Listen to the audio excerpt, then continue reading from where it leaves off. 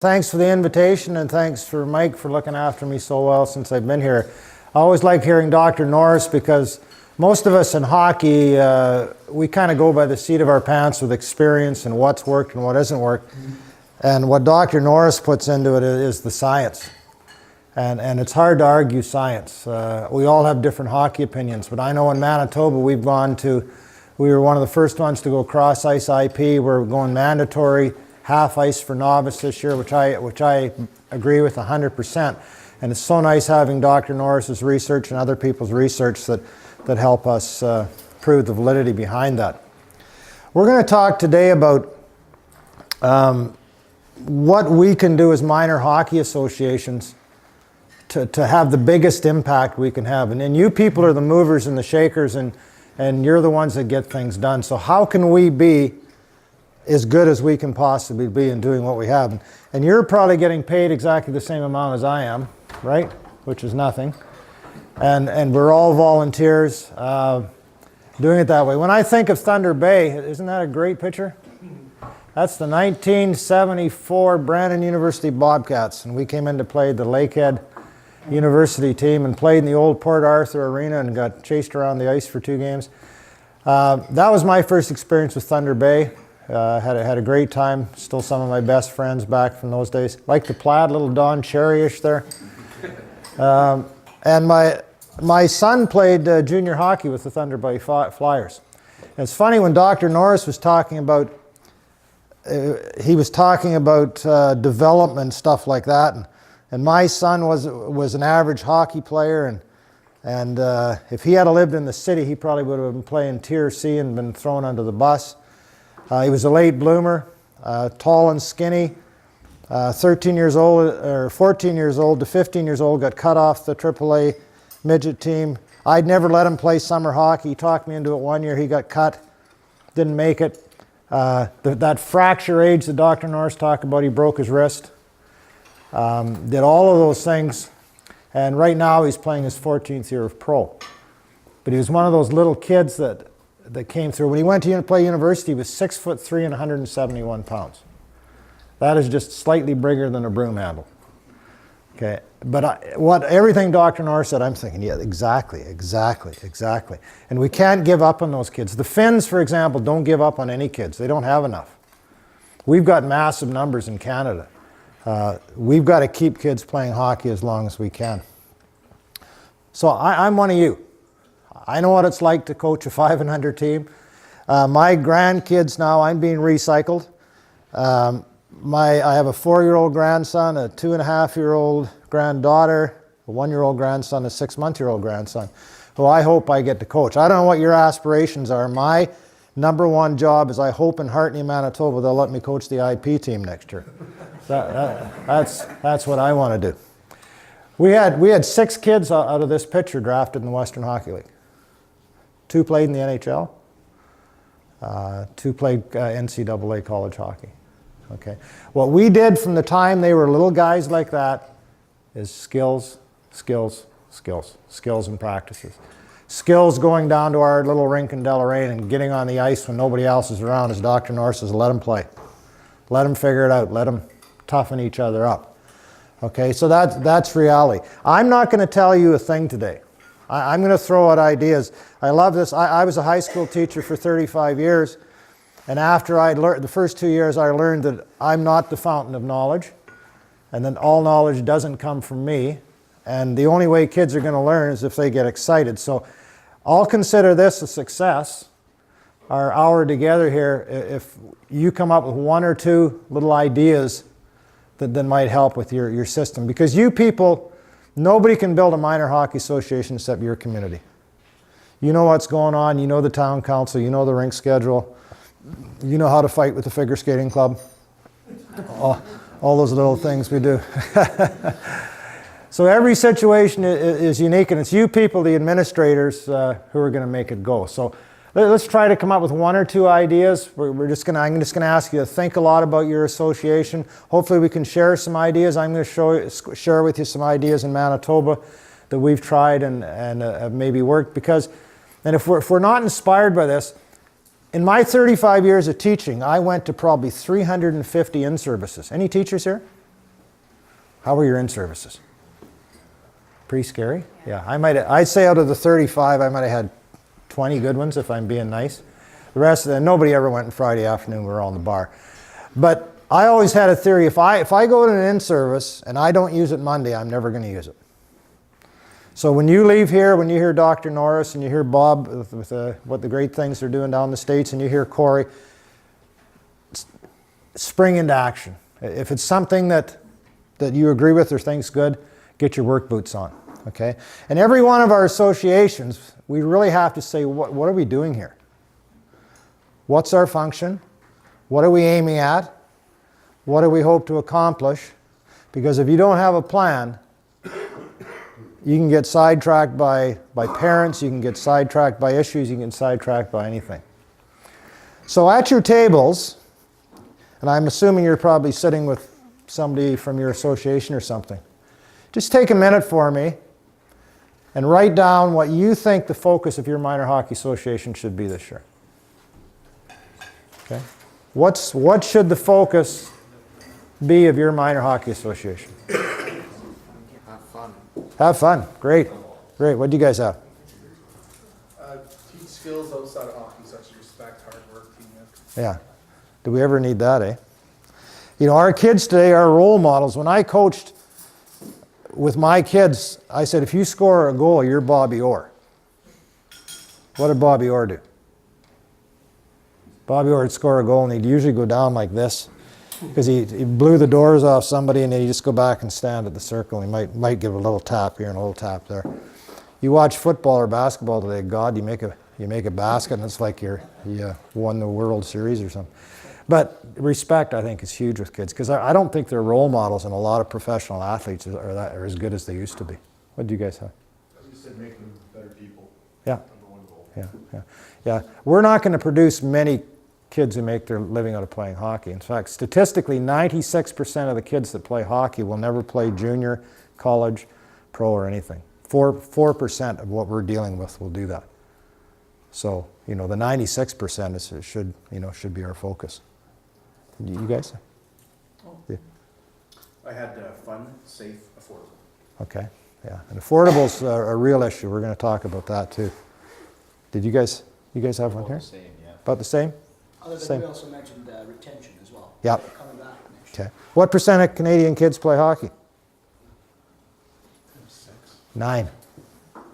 91% of Canadian kids do not play hockey. 91%. Yeah.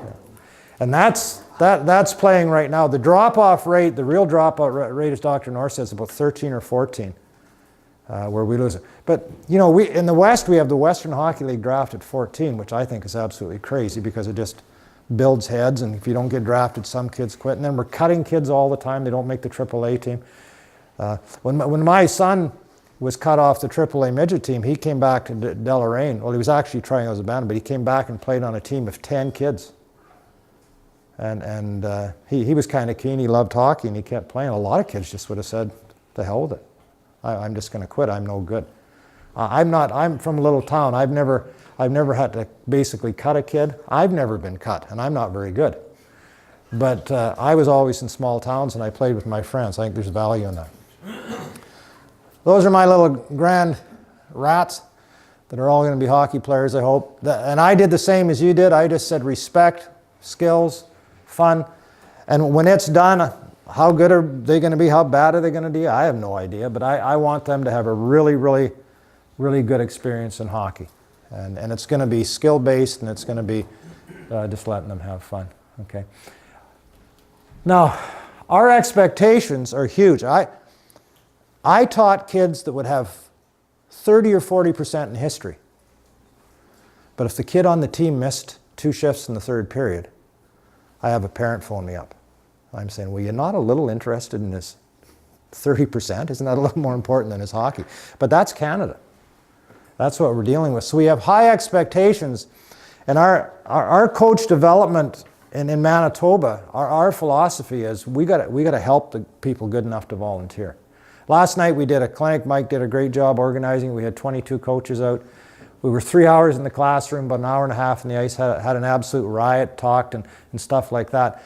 But that's what we need to do for our coaches. We need to educate them. Our teachers, 10 in-services a year. Why? Because you got to keep up to date on stuff. I got my high performance one in 1975. Now 1975 was tomahawk, cross-check, fight, Philadelphia Flyers. Like, it was completely nuts hockey and completely different than today. So it's incumbent on me. I've got to keep up. And that's what Hockey Canada and Corey McNabb do such a great job with the resources, which we'll talk about. Okay. That's what coaching hockey is in a small town, right? You have high expectations. How did your game go last night? We won, but I didn't even get in the game. That's okay. You are only a sophomore and you are playing on varsity. So what? My coach sucks. Your coach has been coaching for 15 years, has won 3 state championships and 5 conference titles. Your team is 17-3 this season. So what? My coach sucks. How can you say that? Because my dad, my girlfriend, and my AAU coach all tell me how good I am and that I should play more. I'm telling you, my coach sucks. They just say that because they love you. They don't know basketball. My coach sucks. Have you talked with your coach and asked what you can do to earn more playing time? No, my coach sucks. Do you come in before practice to work on your game? No, my coach sucks. Do you practice as hard as you can all of the time? No, my coach sucks. Did you work hard during the off season? Did you lift weights? Run sprints? Work on your ball handling and shooting? No, my coach sucks. You need to stop blaming your coach and hold yourself accountable. But my coach sucks. If you want to be the best player you can be, then your coach is the only person you should listen to. You suck.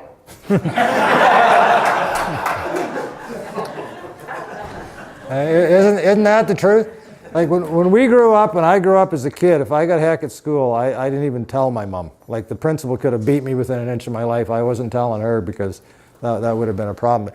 And you know what? I think it's good that millennials challenge. We got Graham James situations. We got things like that. I think it's good they stand up for themselves and challenge. But they are a different breed than we're used to. So it's changing. When I coach, this is a picture when we coach AAA midgets. The reason I put this up here, we're talking about the economics of hockey. We coached 8 months. We lost in the provincial final. This was our wind-up banquet. We're all smiling there. We got the state-of-the-art sweatsuits. If you notice, we didn't get the bottoms because the parent says, thanks for coaching, here's your tops. We couldn't afford the bottoms. Probably would have cost every parent another $5. But that was reality in those days. Okay, what we have in Manitoba today is the tipping of this. We have lots of sports schools. We have kids going, and you know what? A lot of people don't like these. I don't criticize them. I think parents, do I agree with them? Well, kind of yes, kind of no. But parents are looking for opportunities to make their kids the best they can be. And unfortunately, they're looking at you and me in our minor hockey associations and saying, I'm not getting that at home. So I'm going to spend $40,000 and go somewhere else. So we have the rink, we have the MTX Plex, we have places like Shattuck in the States, we have Balmoral Hall, all of these places, and private schools coming up. And it's getting a very expensive alternative to go to some of these. I don't know if you saw the National Post article that just basically said, our game is becoming elitist. And we're separating kids, and I heard Corey talking there about the U6 hockey in Toronto and the competitiveness, and we're taking kids away from their friends, we're sending them to private schools, we're playing hockey all summer long, which to me is degrading. When I was telling you about my son playing, his 2 best friends did make that team, which was really tough on him. They also played summer hockey all the time, and both of those guys quit when they were, I think one was 20, one was 21 or 22. They'd had enough hockey. They were done. They didn't want to do it anymore. And just basically threw the towel in where Ryan's still playing. And I look back and I think he played volleyball, he played baseball. We have had a real good high school drama. The kids all went in that and just did a whole bunch of different things and still loves playing the game. So how can we my biggest thought in my little town and the town my daughter lives in with my grandkids is how can we get this? How can we be inclusive? How can we get good coaching at home and involve all the kids? I don't want to send one kid out of Deloraine and spend $40,000 at a private school. If I could get that $40,000, I'd like to bring somebody to Deloraine and let everybody do it. That would be my ideal. So who do we need to do this in our communities? How can we influence this? This little girl on the right here is Ashton Bell. Is anybody involved in the female game? Coach female? Yeah. Do you recognize that name? Okay. She was the captain of the U18 team. She's from Deloraine, and I'm going to talk about our breakfast club. She's been started coming to the breakfast club when she was 6 years old. She was the only player on the Canadian or the under 18 team that didn't go to a private school. And the reason she didn't go to a private school was because she felt she could get that development in little old Deloraine, and we'll talk about how we tried to do that. But what a shocker that, and when you talk about elitist, does it mean you have to do that to get to the next level? Okay. So I'm going to talk about providing the bulk of development at home. What we did last night was a coach's clinic called Developing Defenseman, and I hope we hit the nail on the head for some of the coaches so they can now become better coaches with that. What I would like to see all those coaches do is take a small area games clinic, a puck control clinic, a shooting and scoring clinic, skills clinic, a check clinic. These are all available through your branch. I don't know what your policy is in Northern Ontario. In Manitoba, we do them free. So when I get home, I'm going to Dauphin, Manitoba. So I'm going to get off the plane, drive to Dauphin. I'm going to do a clinic there tomorrow. The coaches are going to come out. It's absolutely free to them. Hockey Manitoba pays my expenses. And I just leave town. So we're trying to take the hockey to the coaches. I think the more inclusive we can be, the better. Hockey is a late specialization sport. If we start tiering kids at 6 and 7 and 8 years old and giving that one team the best coach and the best players and don't worry about the other, you're going to lose those kids. They're going to quit. They're not going to stay with it. So how can we be inclusive? How can we develop everyone? And there's going to be a time where you're going to hand them off. When Ryan was 14, I quit coaching him. For his sake and for my sake. If you've raised teenagers, you know there's that age where it's just too much. I can't be a dad and a hockey coach at the same time because it gets confusing. So I just handed him off. Okay. Then he had an opportunity to go to Shattuck St. Mary's with Andy Murray, which was great. Andy's a fantastic coach and even a better person. And by handing him off, then his development kept going. Okay. So being inclusive.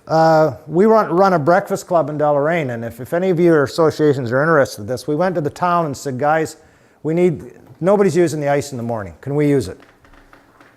And what's going to happen is the coaches who go out on the ice are going to do it for free. We're not going to charge the kids a nickel.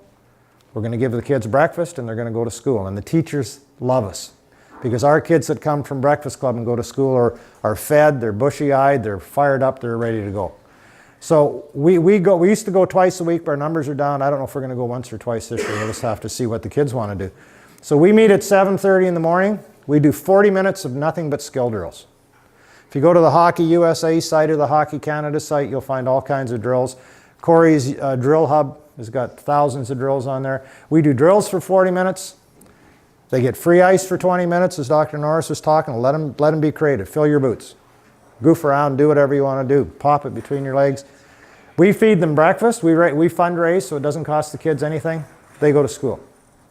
Our school is close. They just walk to school. We're a little community. Okay, this will be our 11th or 12th year coming up this year. Okay, and it's had a huge impact, which I'll talk about a little bit. So that's what we mean by inclusive. What we wanted to do in Deloraine is get good coaching, get the kids on the ice, that opportunity to get on the ice. How do you be inclusive? Well, we felt to be inclusive, it's free. And we got along with the town, and the town says, if you guys are going to do all that for our kids, we're not going to charge you for the ice. Okay. Is it going to work in your town? I don't know. But it's something to think about when we go over some of these other questions. This is just one of the mornings. That's how many kids we get. We get kids that aren't involved in minor hockey. We had an immigrant family come in, the Singhs, who were Sikhs, that don't cut their hair. And it was funny because the little girl was good. We had a helmet on her. Because of his turban, I had to find one of those old Coopers. Remember those round ones? So we found a round one, and it just reached. So here we got Sam Singh was his name, out on the ice with his helmet looks about this high, and but he had a riot. So we take everybody. Don't talk to me about Destiny. Destiny doesn't run a 5K before every practice. I don't really like Destiny. Destiny doesn't push this hard. Destiny's never driven 2 hours to practice. I bet Destiny can't do this. Again And again. and again. By the way, that was some luck. I bet you Destiny's not doing this. Destiny makes excuses. Destiny doesn't remember. With 5 seconds left, Destiny has.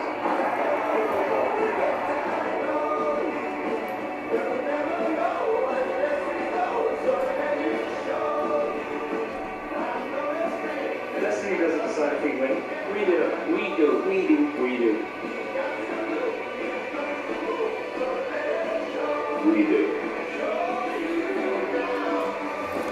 Okay, so if you've got a good hockey association, you're going to get results. I don't think you fluke results. You know, if you can be organized and provide kids opportunities, be inclusive, get it done at home so you're not driving a car all over the place, then I think you'll make a big difference. Okay. So, in a perfect situation, time to get to work again. In a perfect situation, what would your minor hockey association look like?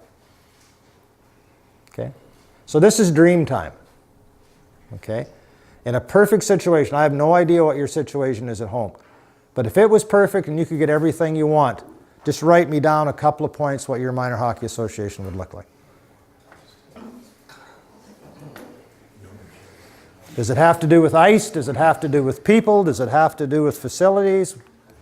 Okay, so what you've got to do is once you decide what you want, you've got to set yourself some goals. So, you know, again, I'll maybe just talk through this and you can think about it, but with like in Deloraine, for example, I'll share with you what our yearly plan is for our coach development type of thing, but identify the goals you want. If I just describe the breakfast club, that is something, and I'll help you set that up if you want. You can get a hold of me after. But if that's a situation, that's a priority, then that might be one of your goals. Okay, is your goal better coaching? Is your goal more ice time? How do you get more ice time? You know, can you split? Can you have 2 teams practice at once? I coached at Western Michigan University. in Division I hockey in the States, and Bob probably mentioned this in his presentation too. A lot of our practices, we were below the dots and down, playing 2-on-2 small area games, or battle drills, or intensity drills. When people tell me I can't share the ice because I got peewees, I say, you're crazy. I help at the U17 team, where the best 100 kids in Canada come in, and we have a 90-minute small area games practice, and we have 2 teams on the ice. We got 44 kids, of which I would be the smallest person on the ice probably. These kids are monsters. And we have 44 of them on the ice for 90 minutes playing small area games without a problem. Okay, so, if that's a priority, if more ice is getting on the ice, well, but identify the problems, set your goals, pick them, and then get at it. This is a great exercise, I think, to do, and it'd be a neat one to do, I think, at a minor hockey meeting. This is a book I read of Dave King's, and he says he approaches things, what do we need to stop doing? What do we need to start doing? What do we need to keep doing? Now, in your own mind, when you think of your minor hockey association, do you have things pop into your head immediately? What you need to stop, start? There's obviously some things you're doing well. There's some things that might need improving. There's some things that you know, or that are you need to start doing to make it better. So it's just kind of a neat little exercise. Now, another thing to do, who do you need?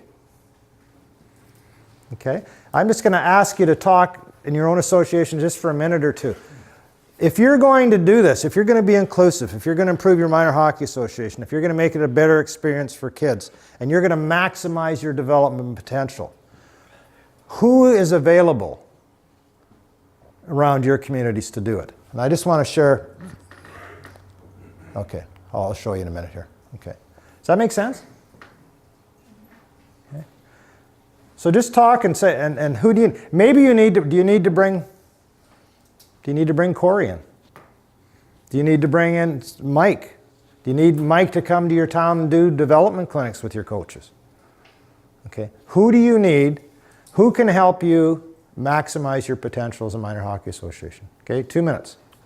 And it might be, you know what, those people that I showed a picture of, they're like, a couple of those guys are real good friends of mine, and I would, Dave Cameron, for example, if I had any skills thing to do, I would phone Dave up and say, Dave, and we're 3 hours away, so it's not going to work very good, but Dave Cameron's a guy I really respect. John Cara is good. Roddy Dudar are 3 guys we use a lot. Maybe you get those guys, instead of sending your kids to Toronto to run a clinic, can they come and run one in your town? Okay, do you have somebody in your town that's just needs to be asked to come out and help? Okay. So I'm going to share a couple of Manitoba examples. Verdun runs a breakfast club. Their junior coach there, Troy Leslie, started it, and they go out in the mornings. It's good PR for their junior team, and he uses his players. So part of a lot of the 20-year-olds that don't go to school, they come out in the morning and work with the kids and do skills. Would that work in Thunder Bay or any of your associations? I don't know. With our mentorship clinics, we have one association called Pembina Valley, who this year have booked 11 specialty clinics. Skating, checking, puck handling, you name it. They've booked 11 all over their region. They're absolutely free. Why wouldn't you? People will go into your community. Your coaches just have to drive downtown and go to the thing and do it. So they're taking advantage of it. What's happened in a couple of communities is a couple of good friends of mine, Tony Frank and Bruce McCollum, are really good skating instructors. So what's happened is a couple of towns, Boissevain, Meletta are a couple of towns, and what they've done is they've taken 1 hour sessions for 8 weeks or 10 weeks, and they bring in Bruce or Tony to run skating clinics with all of their kids. Okay, the cost of the kids I think is about $60 or $70, and they get 10 instructional packages with these guys, and they don't have to leave town to do it. It's so expensive for us to say go to Brandon or go to Winnipeg to do these things. So these towns have a great idea, just being inclusive and showing success in their minor systems. What the other good thing about that is when they go out in the ice with them, is the minor hockey coaches go on ice with them too. So you're giving an instructional clinic, you're getting a coach's clinic at the same time. What we do in my little town, at the start of the year, we'll take all the coaches out and do a skating clinic with them, and to make sure all of our coaches, from our 5-year-olds to our bantam teams, are teaching the same thing and teaching the right thing. So we do that. Then we do a free hockey school. So the town gives us the ice, and myself and a couple of my friends do it. We run every kid in our system through the same thing as we're teaching the coaches, free of charge. And then they'll start, and we do this. This will all be done before they play a game. So all the skating's done with the coaches, all the skating's done with the kids. Cost is $0, and every kid in our town gets to go to it. They actually started it, and they did a thing, and I think they charged $60 or $70 the first year, and then we just said, look, we'll do it for nothing. And the registration doubled, okay, because it was free. So that's just a thing. So the idea is getting better. So what human resources, what material resources do we need to get better? Okay, resources, peoples, facilities, coaching, family support, financial. These are all potential blocks to hockey development. And as a minor hockey association, And as coaches involved like myself, I think it's our job is to make sure we can eliminate as many of those excuses as possible and hopefully get that number up over 9%, which is extremely, extremely low. Okay. So when you go home, hopefully just this discussion we've talked about is, again, as I said at the start, I'm not telling you anything. I'm hoping to create ideas of your own. What are your first steps going to be when you get done? What needs to be done? Who's going to do it? When are you going to do it to get the ball rolling here? Okay. This presentation, by the way, I'll give the whole thing to Mike, and if anybody wants it, we'll just email it out to you. And so you got some points. Okay. And then go get it. Remember Apollo 13? Situation brewing with carbon dioxide. We had a CO2 filter problem on the limb module, 5 filters on the limb. which were meant for 2 guys for a day and a half. I told you that, you're already up to 8 on the cages. Anything over 15 is good. This is Apollo 13 when they just about lost the whole craft. About the scrubbers on the command module. It takes 4 cartridges, one's on the limb around. No, this isn't a government operation. It just isn't a contingency we remotely looked at. Those CO2 levels are going to be getting toxic. Well, I suggest you gentlemen don't look for a square peg in a round hole.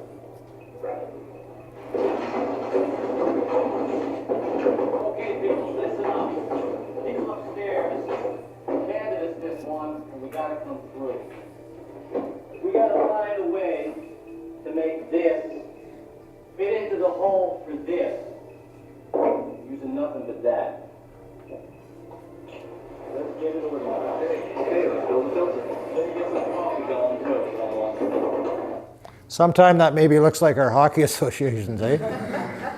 But Apollo 13, they were up there. Of course, you can't get anything to them, and their filter and their carbon dioxide. And if they didn't get the filter running out, they're just going to inhale carbon dioxide, pass out, and it's all over.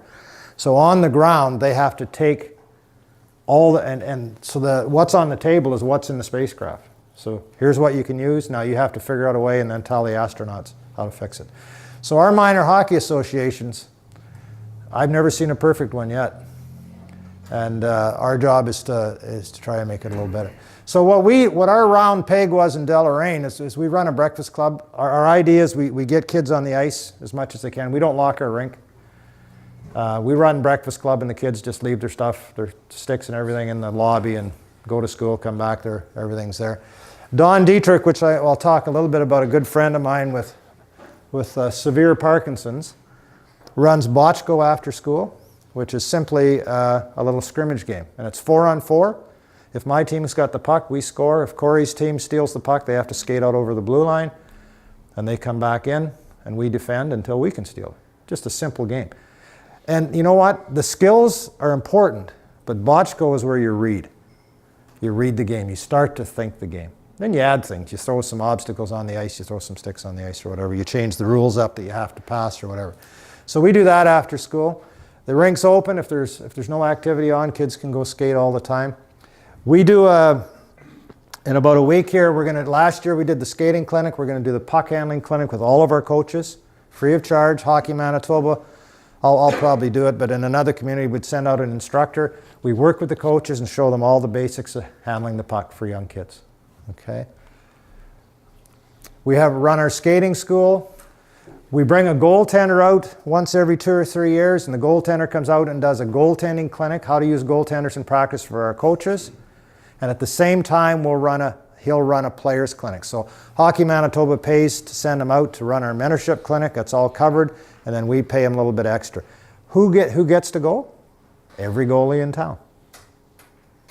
Not just the ones who are going to drive to Brandon. So we get a good goalie we bring in. We give a free Hockey Canada app. Who uses the Hockey Canada app? Isn't that a great tool? Unbelievable. And what's it cost, Corey? $20 for 20 bucks. So our minor hockey association buys that. It's the least we can do for our coaches, is buy them the app. We give them Breakfast Club DVDs, which we've shot on. It's 250 drills. We just made it in Deloraine. We give it to all the coaches. All the kids are affected. All the coaches are affected. Nobody leaves town. Okay, so we're developing coaches, developing kids, and we're doing everything we can in town. Now a little bit about Don, good friend of mine, played my first coaching job when I left university in 1976 was the Deloraine midget team, which had Don Dietrich on. And I told Don, I'm going to move you up to forward for the start of the year because you're too small to play defense. He was about 5'4" and about 80 pounds. By the end of the year, he was just about 6 feet and ended up with an NHL career, so that's how much I know. Don has Parkinson's. Don comes out to our breakfast club anytime he can when he's not too bad. He runs the Botchko thing. I just want to show you a little bit here. You're going to see Don, a little bit of his NHL clips, and then you're going to see Don off his medication. Okay, and for those of you who know what Parkinson's is.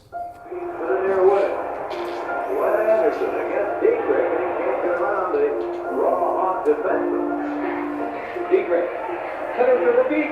He's going. Let's throw down. Here's Dietrich. Quick pass. Makes the break in. He scores. Now Dietrich on the side. Shot hit it off.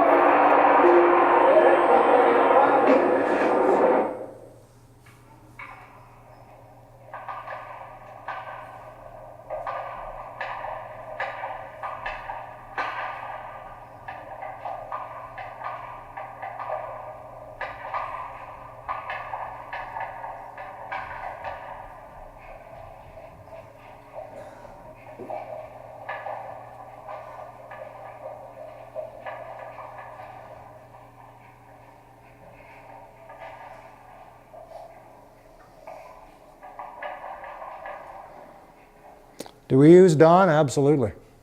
What an inspiration to kids he is. And he's so good to kids, such a good person. So, you know, we utilize him. How are we doing for time? 10 minutes. 10 minutes, okay. I have to skip through some of this. Because I think because of our Minor Hockey Association executives' approach and the way they look at things and organize things and the opportunities, we've had 5 girls go on to play college hockey in the last 6 years. Our town is 950 people. Okay. Those are kids who've played junior or college, and we got 14 plaques to put up. Okay, I think there's 40 some on there. And I don't think it's anything in the water. I think what it is in Deloraine, you've got access to the rink, you've got Don Dietrichs in town, you've got people who will help, you've got a minor hockey association that wants to develop all the kids. We don't tier any teams. We don't tier any teams. Okay. In fact, we're at a point now we're having to combine with other teams around. We want to develop everybody. And I just thank God my son was in a place like this because, as I say, at 14 years old, he was the 4th best defenseman on his team in a town of 900 people. Okay, but he was a late developer. These are people who've played in the NHL over here, and our senior team's won the last 2 provincial championships. So it's not just the elite kids. The thing we're probably proudest of as anything is all those kids in the bottom right, they didn't play a lot of junior, but they wanted to play senior hockey. They're still playing hockey. So we've got our challenges. Our sport's so unique. And what Dr. Norris said is use other facilities. When the Canadian Olympic team trained under Mike Babcock, because of the insurance, they didn't go on ice. And Babcock, they just covered the ice in Calgary and he did all the systems in running shoes. Okay, you can teach a lot off ice. Okay. So our challenge is to maximize our ice, get on it whenever we can, provide kids free time, provide kids fun time, and just let them do what those kids are doing at the bottom like you and I used to do. Okay? And connecting with your branch here. Okay? Mike has access to all the Hockey Canada, geez, I'm stuck here, the mousetrap. All the Hockey Canada video, the app, the mentorship clinics, all of this stuff. Use your branch. Say we're in it together. I used to go in rinks with the Hockey Manitoba logo and I'd cover it up because there was somebody waiting for me. You work with Hockey Manitoba? No, I don't work with Hockey Manitoba. They gave me a jacket or a shirt, but don't shoot me. But it's just communications. We need to do it together. So, as I say, rather than criticize each other. What do you think? It's a huge play. Well, there's just so much money riding on it. millions of viewers don't think about all those guys right on the tail. Just, that was an eagle. That's it. Look at the possible free time. Let's get a pressure score. Work with a partner who helps you focus on the right thing at the right time. Thanks. Sure. Sounds like some of the idiots I golf with there when I got a putt. But you know what? It's your branch isn't the enemy, and there's so much there. And anything I've had to do with Mike, I know he's just doing a great job for you people, and use him. I'm going to skip through that. So this is our support system. We run the mentorships clinics. Hockey Canada's got the skill manuals. You got Drill Hub. You got the Hockey Canada app. I think, in my opinion, one of your jobs is to make sure your coaches know they're there. Like last night, we asked how many use Drill Hub. What did we have? Maybe 4 or 5 out of 32 people. This Drill Hub's unbelievable. I was saying, I went to my file about 2 years ago and I pulled out a drill. I looked at it. Have you ever done that? And there's circles going, you couldn't figure it out. And I couldn't, and I wrote it. It was my handwriting, my drill from 2 years ago. So what Corey's done is shot a lot of these. So you can just go on Drill Hub and look at the drill and what's it's teaching, what are the key points. It's just a fantastic resource. So I think your job is to make sure your coaches tap into these new resources. Okay? And I talked about our model. We run 3-hour clinics. We just go right into the towns, run them with the coaches, do it, and absolutely free to everybody involved. And that's the topics. That's the main topics we do. That's being revised right now by Hockey Canada, but that's basically gives you the drift. So coaches have the opportunity now for self-directed learning, but they might need a little nudge. The key to this is implementation. Corey and I we've done stuff in Scotland, and we've been to Finland, and I've been to Romania and Poland and stuff. These guys love our stuff. I find, and it absolutely shocks me, that Scotland's using all Corey's stuff, and probably 80% of our coaches in Canada still have never heard about it. Like, it's there. It's used. I don't know, Bob, I don't know if you have the same problem in the States. Same type of thing? Yeah. Get guys to use it. So we're dealing with kids. Okay, we got to make it fun, but they're kids with potential. Age appropriate. Okay, don't put, and that's why in Manitoba we're playing cross ice IP, we're playing half ice novice. There is no way my little 4-year-old grandson should be playing full ice hockey. He can't skate down the ice without falling. It's absolutely ridiculous. And standing still isn't an option. If you're standing still, you're getting worse. We got to use these resources. Every day there's a specific decision you have to make. It's the first and it's the most important decision, because from it you effectively roadmap your destiny.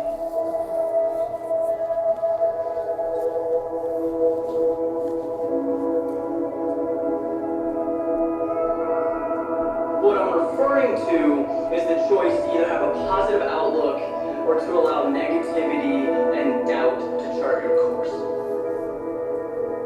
It's a dilemma that truly is that simple.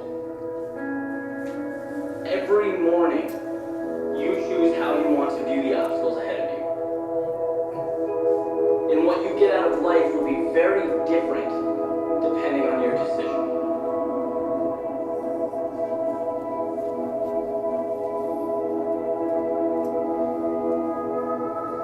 There's an old Cherokee legend that touches on this conflict. And in the story, there's an older man, he's talking to his grandson about life. He explains that inside all people, there's this fight going on. The struggle consists of two wolves.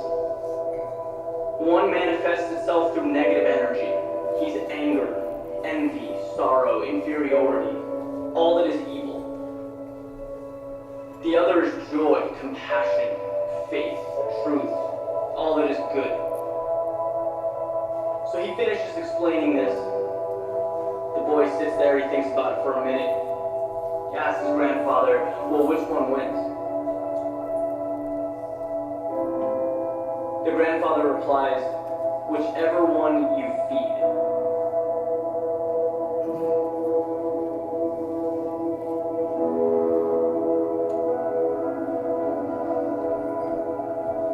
What we sometimes forget is that we are the sole makers of our own destiny. There are always going to be external factors, whatever they may be, negative people, tough circumstances, maybe a lack of resources. They'll be there, but they cannot dictate your happiness or your success unless you let them. Yeah, that may cause you to alter your approach. You might have to make adjustments. That's good. That's how we develop. That's how we improve. But no one and nothing writes your story but you.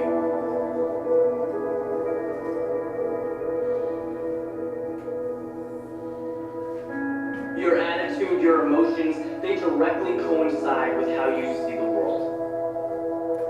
So anytime you feel discouraged, negative, envious, anything that's not positive, just stop.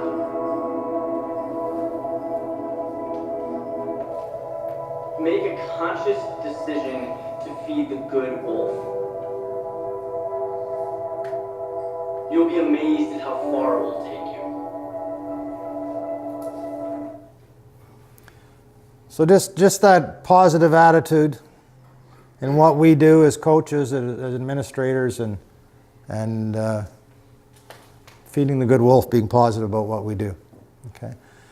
And not letting outcome get in the way of progress. You know, what we want to do is develop kids as people. We want to develop them as players. We want to develop their skills. We want them to have fun. And whether you win 7-6, our team, we had a good little group of kids. We won a couple of provincial. When I look back, you know, we won provincial Adam, no big deal. But I look back and I say of all the kids I coach, not one has a drug problem that I know of. And we talked about things like that.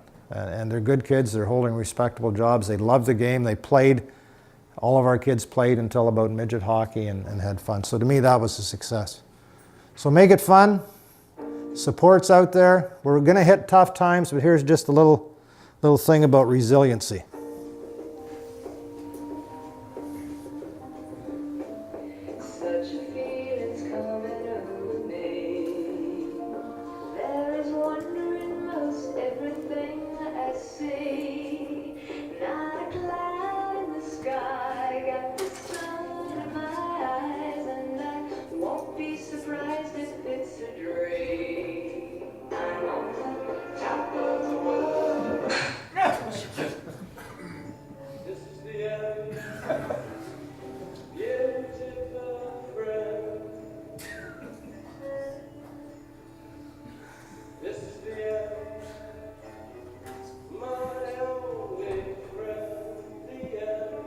A little Jim Morrison, gotta like that.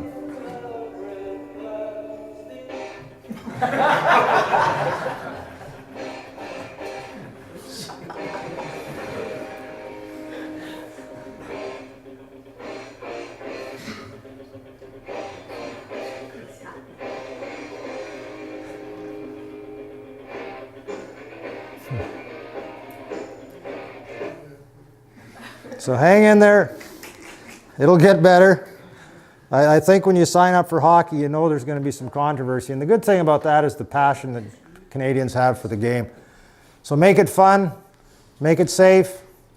The better we are as coaches and administrators, the better we're going to make it for those little guys. And hockey has been a part of my life, all my life, and I hope it's part of my grandkids, but I'm going to try to be involved. It's a little different than coaching at Western Michigan. All I can remember when I coached my son is my back was sore. At that, remember the yellow laces? And I had 2 calluses on here because at that time it was after school and you just went around and you did up 13 pair of skates, straightened your back out and away you went out on the ice. And I think back, I'm not sure how good I was.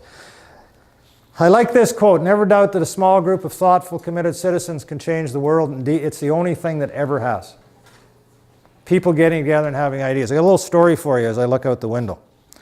Corey McNabb, myself, and Vern Stenlin were here at a conference, and I don't know, we kind of snuck out in the afternoon, I think, Nabber. Went over here, had a couple of beer, and started talking about how can we help coaches? What, you know, we put coaches through a level 1, and then we never see them again for 4 hours. well, what if we put a good skating school together and took it to the communities? What if we put...